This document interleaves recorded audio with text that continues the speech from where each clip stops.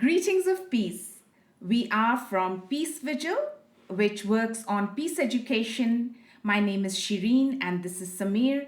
We are peace educators. Our task is to create tools to dismantle hate and bigotry. We believe that peace needs all of us and that peace is possible if all of us put our individual and collective efforts to defend and promote peace. Today is a very special day because the Prime Minister of India, Narendra Modi, has announced the withdrawal of 3 farm laws that have been the focus of protests for a year. And some of the pictures coming out of India and in fact all over the world against these farm laws have captured people's imaginations. There's been a lot of debate and analysis being done about the protests and about the farm laws. For us, it's very special that this announcement has been made. It is a victory.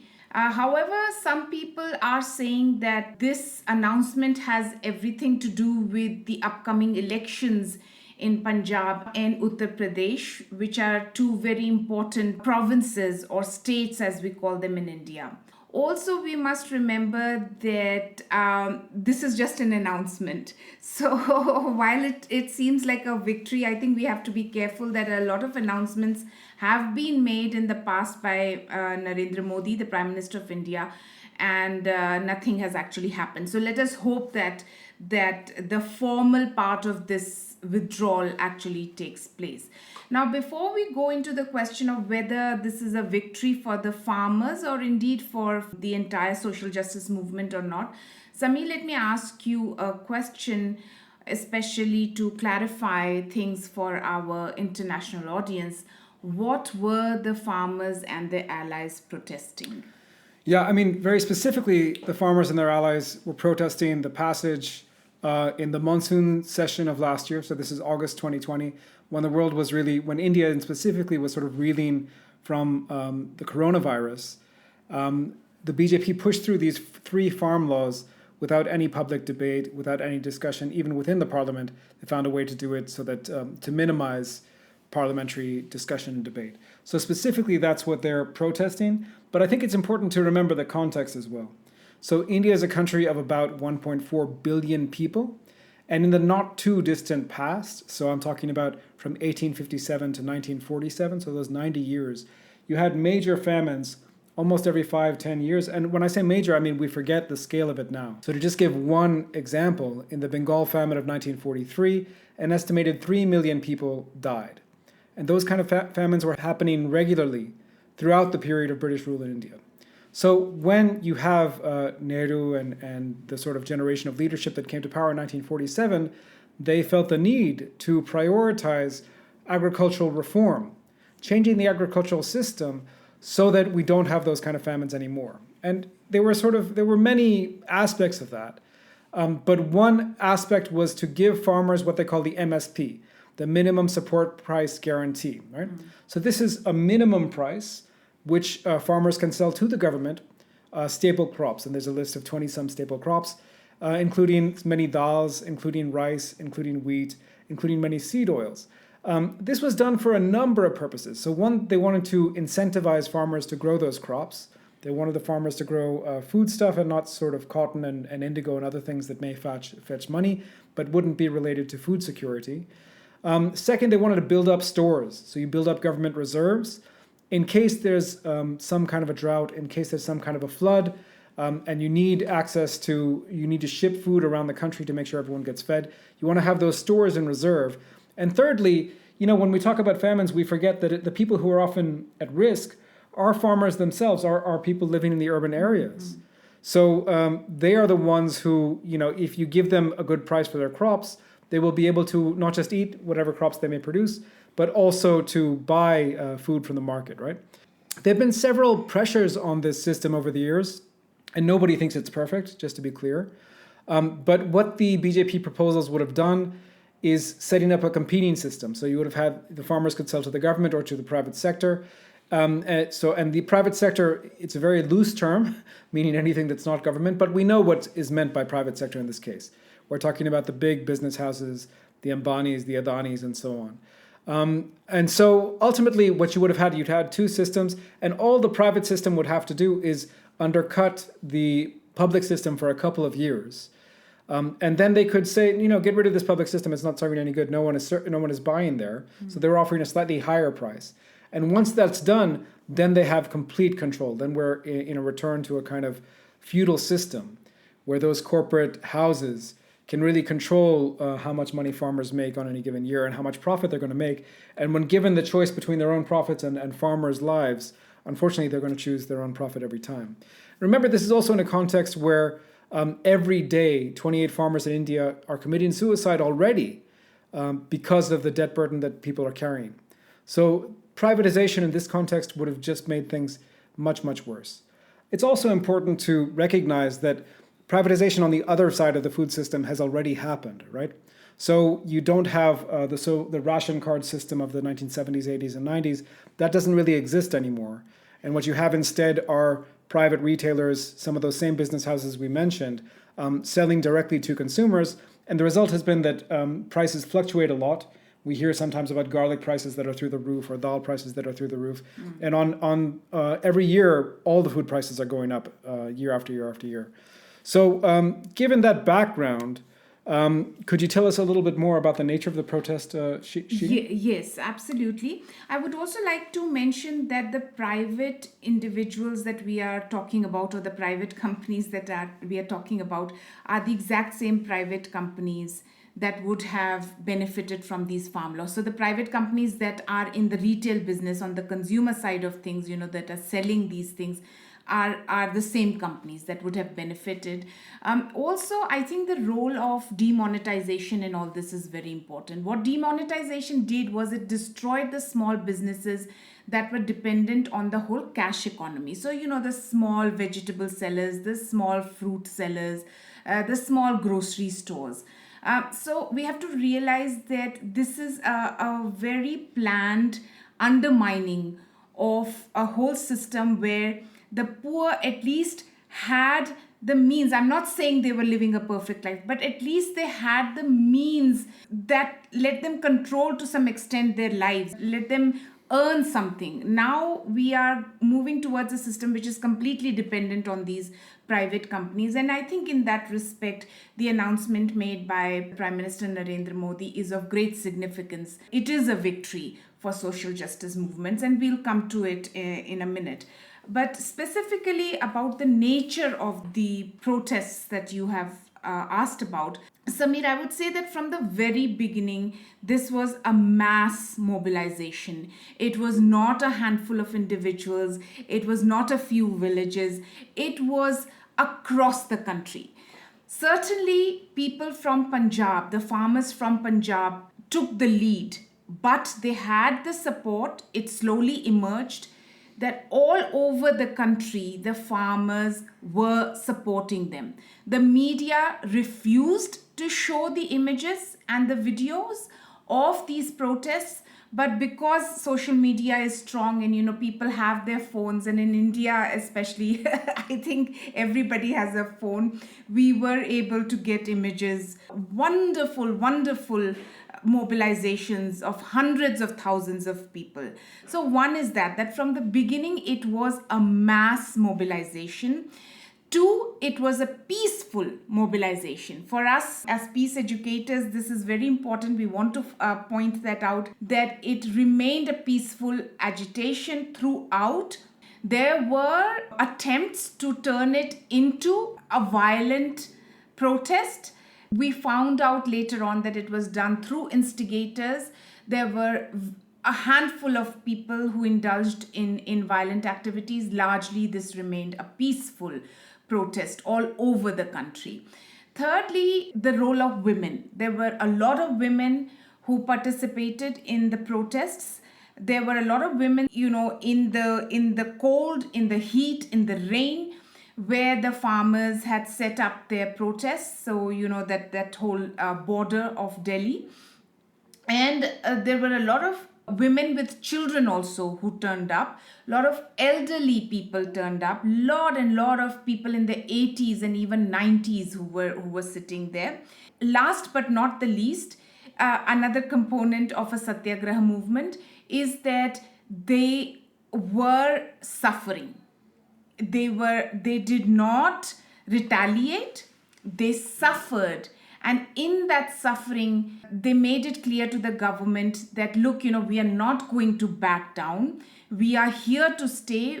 This is a civil disobedience movement, we are not going to accept your laws, we are not going to physically fight you, but we have a moral right to be here, we have a moral high ground. And that's the reason why people supported them throughout, because they understood what injustice was being done to them. That's super fascinating. And I guess before I'd ask my next question, I'd just point out that there were many people who were killed in this agitation, mostly by the government. So while the protesters were largely nonviolent, the government wasn't so much. And of course, many of the people died from things that people can say the government may not have been able to control, heat stroke, or even some people died of COVID-19, etc. But it's important to remember those martyrs as well. So what would you say to those people who are saying that, look, it has nothing to do with the protest, this is just electioneering, they're trying to win votes in Punjab and UP, two big states, two important states? What do you think? What do you say to people who believe that? If we are saying that it's electoral politics that has forced the government's hand, and that the government has had to announce this because elections are coming in the two states of Punjab and UP, which we must remember are very important states, it proves that the government recognizes the power and importance of the farmers' movements. So in a way, we are answering the question of whether these were successful or not. If there was no support for the farmers' movement in UP and Punjab, the government wouldn't care.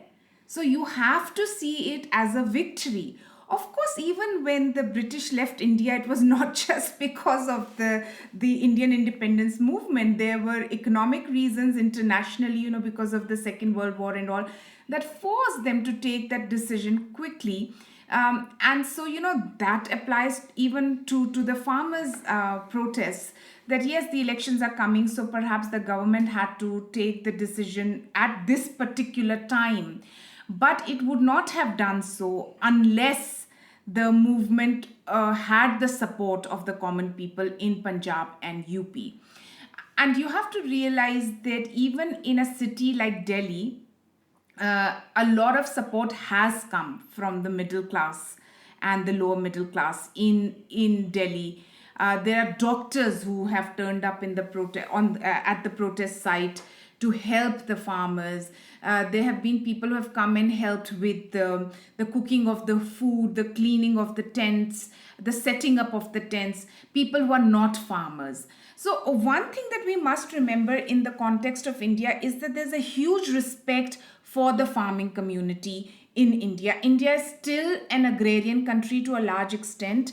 Even if people are not involved in growing of the grain and the vegetables, they're related to people who do that, grow the food, but also a lot of the industries are related to the agrarian industry. And traditionally, there's been a lot of respect for farmers in India, which continues to this day. The government has not been able to take that respect away, despite very strong propaganda machinery that is at their disposal.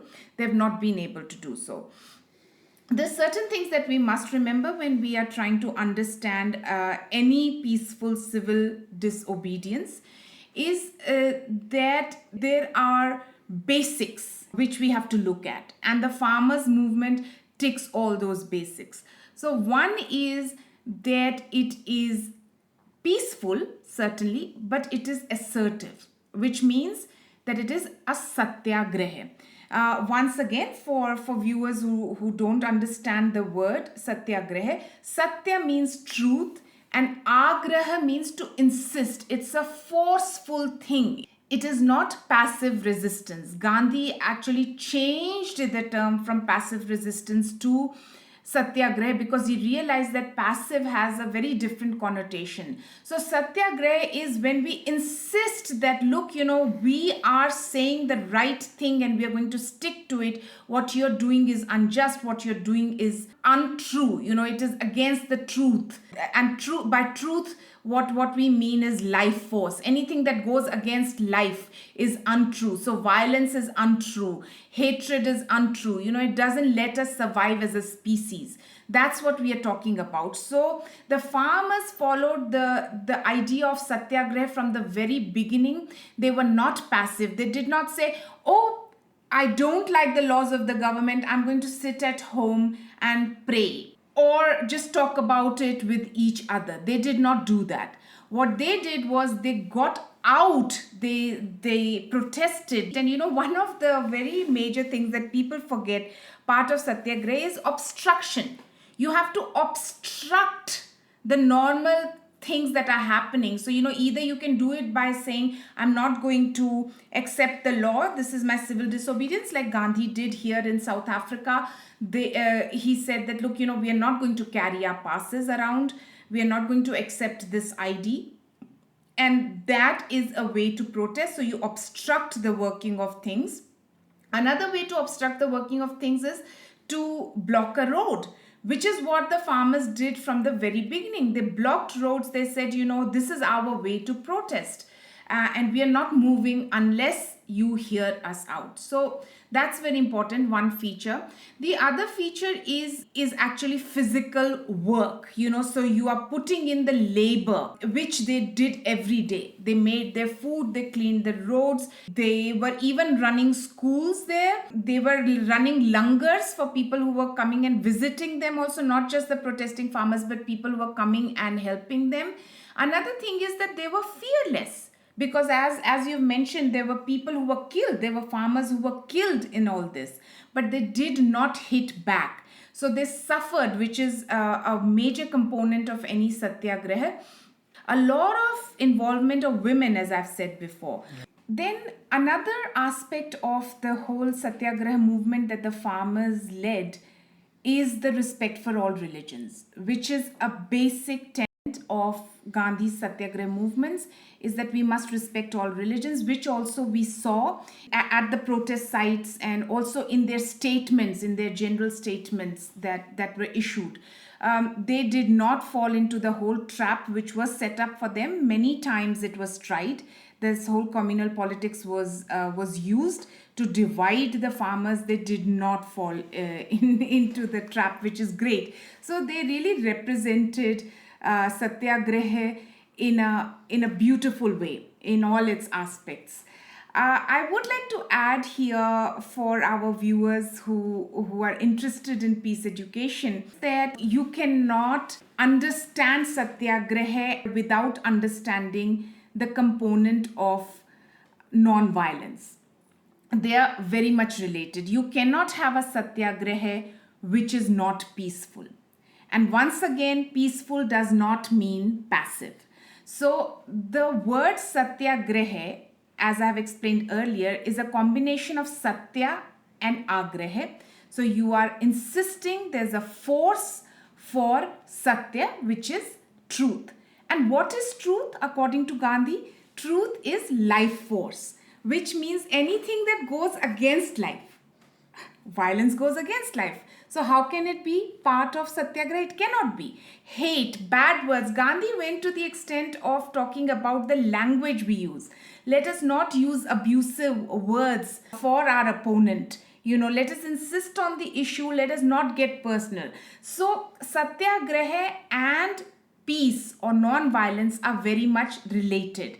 And the Satyagraha movement of the farmers showed us that. It's a great victory for Satyagraha movements. It is a great victory for peace. It is a great victory for that force, the life force that has to be defended with morality. We defend it with morality, not with physical force.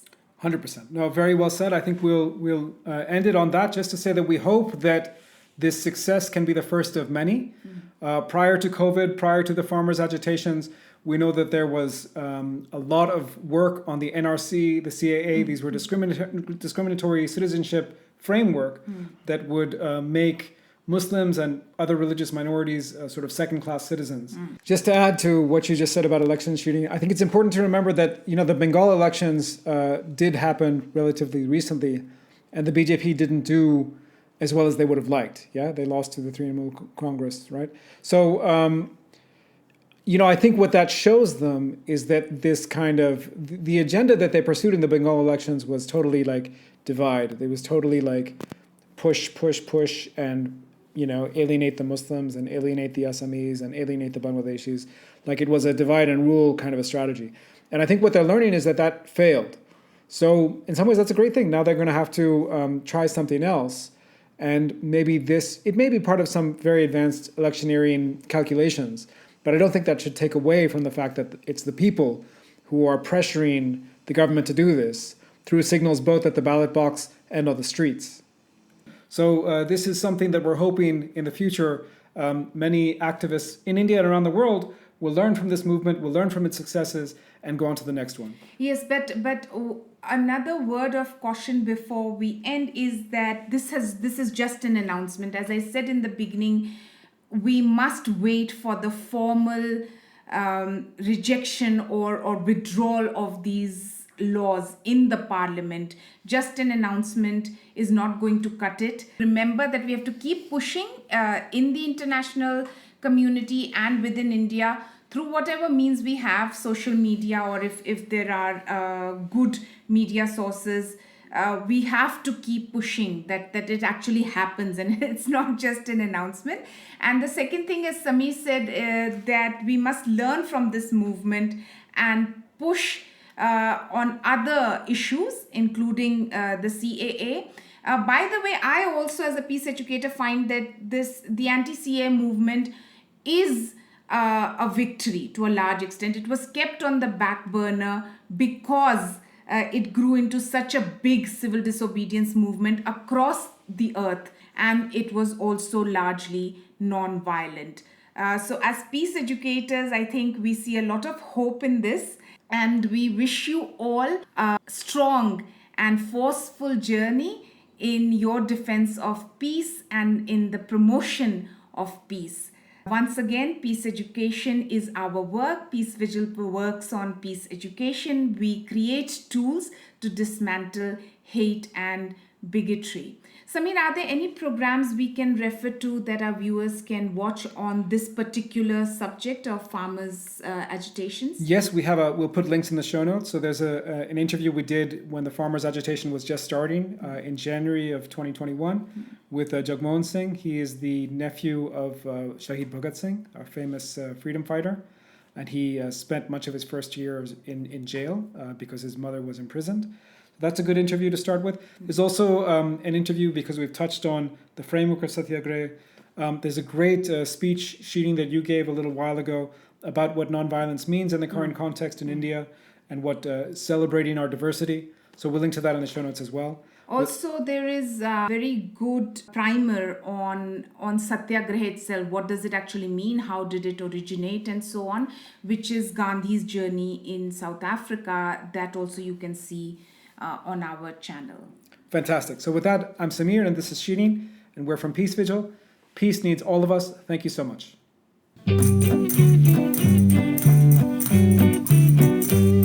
This is